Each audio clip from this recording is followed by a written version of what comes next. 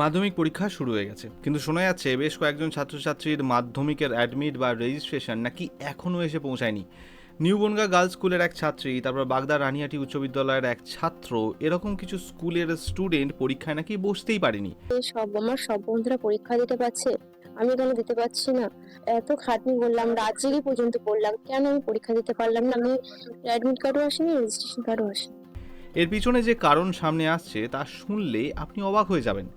New Bongaon girls স্কুলের প্রধান শিক্ষিকা এক ইন্টারভিউতে জানান, আমাদের বিদ্যালয়ের যেমন গাফিলতি আছে, সমপরিমাণ গাফিলতি আছে মধ্যশিক্ষা পর্ষদের। তাদের স্কুলের যেমন গাফিলতি আছে তেমন মধ্যশিক্ষা পর্ষদেরও নাকি গাফিলতি আছে এ বিষয়ে।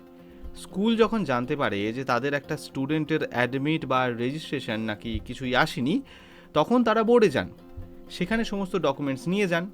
সেখানে নাকি ওই স্কুলের মেম্বারদের অপমান করা হয়, তাদের দেওয়া ডকুমেন্টস ছুঁড়ে ফেলে দেওয়া হয়।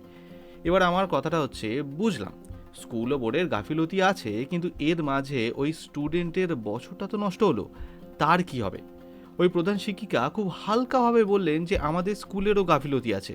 আমার কথাটা হচ্ছে, কেন থাকবে? মাধ্যমিকটা একটা স্টুডেন্টের জীবনে কতটা ইম্পর্টেন্ট সেটা একজন শিক্ষিকা হয়ে ওনার বোঝার কথা, ভালো মতো বোঝার কথা। আর বোর্ডের যে কথাটা উনি শোনালেন, এতটা প্রফেশনাল বোর্ডের মানুষজন না হলেও পারতেন। যখন দেখলেন একজন স্টুডেন্টের অ্যাডমিট বা রেজিস্ট্রেশন কিছুই আসেনি, সেখানে সমস্যা হয়েছে, সেটাই একটু ছাড় দেওয়া দরকার ছিল।